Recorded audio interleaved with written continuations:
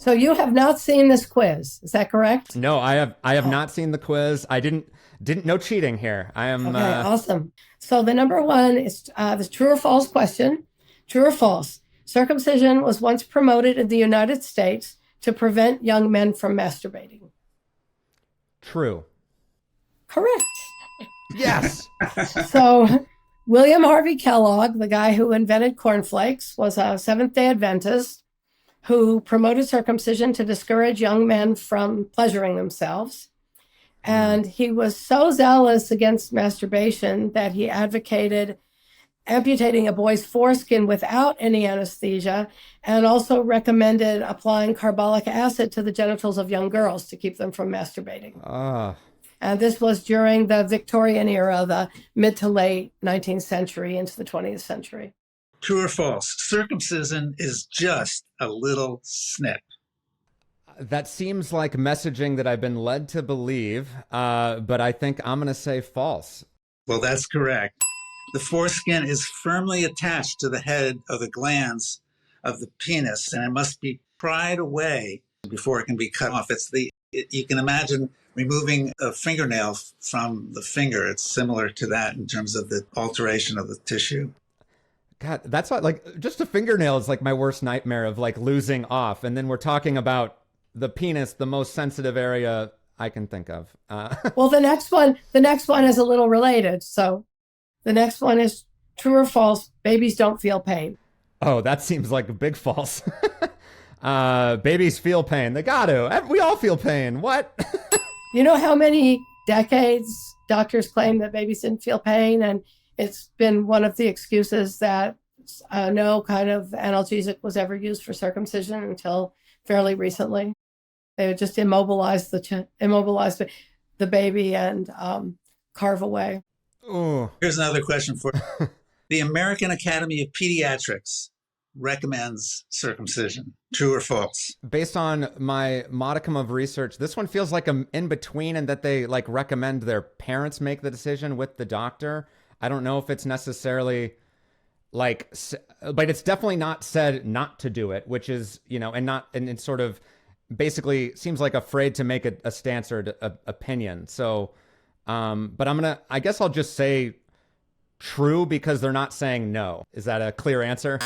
It's false. No medical society, including the AAP, recommends circumcision. The AAP stated the benefits slightly outweigh the risks. Mm. However, the AAP itself has admitted that it has never systematically studied the risks. So, So you're right. They make it the parents' problem. How do they study the benefits outright? Like if they haven't studied the risks, that's like the most boneheaded sentence I've ever heard. Yeah. Oh man. Boneheaded. That's a technical term. You're exactly right. Yeah. No, I have many degrees as well, Georgianne. A bachelor's degree in sports sciences, actually. But yeah. true or false? The United States is the only Western developed country that routinely cuts the genitals of baby boys. I will say true to that. That is true. Yeah, I think I've lived the somehow feeling like I was and this is I'm a white dude and I thought this was like I was like it and that's my privilege, but the like having foreskin felt like a rare thing because it was never, I don't know, I just didn't see it around. And so that like and it's also growing up without the internet. And now being like, oh, okay, yeah, the world is a much bigger place than the US, thank God. 80% of the men in the world are intact. 80%. 80%. Wow. Almost all European countries, most Asian countries, with the exception of the Philippines, and the exception in terms of countries where it's routinely done is in the Middle East and some in Africa. True or false? A baby boy's foreskin must be pulled back to clean under it. I have a visceral memory of my pediatrician like teaching me or helping me how to pee with my foreskin and that like I needed to pull it back because I kept sort of making messes after peeing, like I was done but not done, if that makes sense. So like that, but I mean, I feel like it's false. Like I feel like the foreskin also like self cleans. But that, so yeah, I'm gonna say false, but I think there's something in there that like pinged for me as well. Right, you're right that it's false. And if you think back to what we were saying about the foreskin being firmly attached to the head of the penis, uh, even the American Academy of Pediatrics tells parents nobody should ever forcibly retract the foreskin. So uh, the foreskin's attached to the head of the penis, it'll loosen naturally, and there's no need to clean under it any more than you would pry under your fingernail to clean. And because it's painful and can create permanent damage, nobody but the boy himself should ever retract his foreskin. So I don't know the content of what you were taught. It's pretty disturbing what we hear that retracting the foreskin is kind of doctors and nurses kind of insist on it, even though the Pediatric Association doesn't recommend against it. They prescribe it. So, Oof. A cut penis is cleaner than an intact penis. True or false? I definitely was told that so many times. True. I'm gonna say false, and that like I think the me feeling dirty was like a big thing, growing up. Yeah. So cleaning an intact baby boy's penis is no different. Just dipping him in the water and drying him off. There's no extra work involved in cleaning an intact boy's penis. And in terms of recently circumcised penis, there's absolutely, I like to say, there's nothing clean about a open wound in a dirty diaper, which is what you're doing when you circumcise an infant.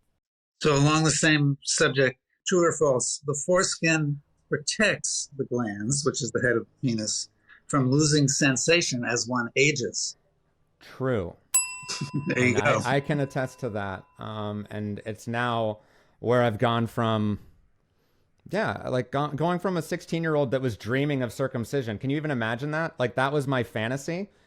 To now being like, oh, that's like, yeah, I'm feeling more things. And it's also, protecting me from So what other things. happens when you cut off the foreskin is you turn the glans penis, the head of the penis, which is meant to be an internal organ, sort of like the tongue is an internal organ protected by the lips of the mouth, right? And you're turning it into an external organ. So it dries out, it rubs against clothing or anything else, loses its natural moisture, and eventually it becomes keratinized. It develops kind of a thin layer of callus and loses sensation. So you've really undermined nature and the entire purpose of the foreskin. Yeah, the idea that like we need to change things immediately upon giving birth, to me, it's just so upsetting. It is very upsetting. So another question, true or false question, circumcision protects men from HIV/AIDS and STDs. I believe that's true. Well, or I mean, I don't know. Well, I don't know. I don't necessarily want to say that like means like, oh, you're like, I'm gonna say true, but like maybe in like a small thing. It's not like you're immune to AIDS if you have foreskin. It's false. Okay. It's Okay. false. Yeah. I wanted to. A Canadian study showed that circumcised men contracted HIV at the same rate as intact men. Okay. And also that European men who are intact have lower rates of HIV infection than American men. So it doesn't do the job. So here's another one about risk. Circumcision lowers risk of contracting penile cancer. True or false? Well, now I'm sheepish about saying true after the last one because I feel stupid. So, but now I'm like, I don't know. Cutting it doesn't feel healthy, so maybe it does. But I'm just gonna say true to be consistently wrong. Let's see. And guess what?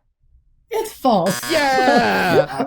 I knew it. But you can be forgiven for not being 100% clear on this. For one thing, penile cancer, which is thrown out there as a justification for circumcising every baby boy, is one of the rarest cancers around. Only 1 out of 100,000 men will ever develop penile cancer. And the American Cancer Society itself does not recommend circumcision as a preventive measure.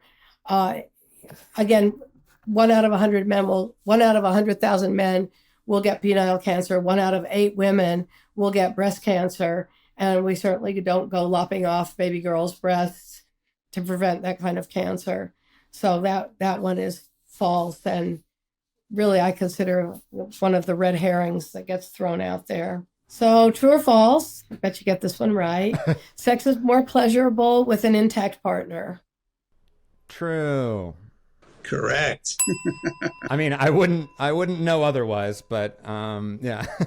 Increasingly, more and more American women are realizing as they get more experience and learn more that literally a partner who has been circumcised is literally missing something. It doesn't mean that can't have pleasurable sex, but without the foreskin, men tend to have to need more friction to make up for a desensitized glands, and a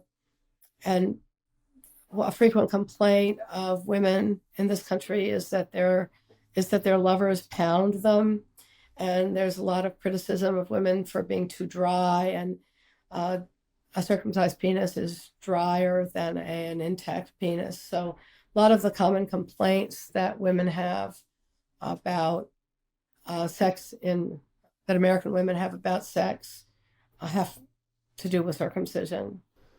And that's a very classic men United States thing to make it the woman's problem. Right. So the next question is, circumcision makes the penis smaller, true or false? I mean, if this was true, it'd be the best, like in the sad way for like marketing campaign. That would be the best marketing campaign for, toxic masculinity. Like, oh, you'll have a bigger penis if you don't. But I mean, I don't know. It feels, you'll have a bigger penis or a smaller one if you circumcise. I mean, I'll say true. That feels like you're having less skin. Yeah, that's true. The statistics are 4 millimeters less wide and 8 millimeters shorter than the average intact penis. And you're right, that should be enough to make people not do it, but people will argue you to the death. No, the circumcising penis doesn't make it smaller. And, the answer is like if you cut the crust off of bread, and weigh it before and after. Is it going to be the same weight, the same size? Of course it makes it smaller. Yeah. Okay, the last one we're going to ask you is, and I'm going to put in a qualifying word here. We'll see what you say. Circumcision is relatively safe. Well, I don't know the statistics of how many circumcisions lead to, I mean, I would say, if the medical association says like it's whatever, that it is seen as true, it's relatively safe. But I think we're proving that it's, maybe not so much, especially the psychological elements that I think we're going to talk about going into it. I don't know. I feel like I walked around that one. Well, but, it's understandable that you would, because really we're gaslighted about that. We're told that it's benign, it's routine, it's just a small procedure. We don't use the words snip. Circumcision's not safe. Approximately 100 babies a year in the U.S. die from circumcision. The causes of death are usually spelled out as hemorrhage or infection. What's a newborn baby doing hemorrhaging from an open wound? Like, where did that happen? So the cause of death is usually covered over. Yes, 100 out of 1.4 million is not a huge death rate, except if you think that every single one of those circumcisions was completely unnecessary.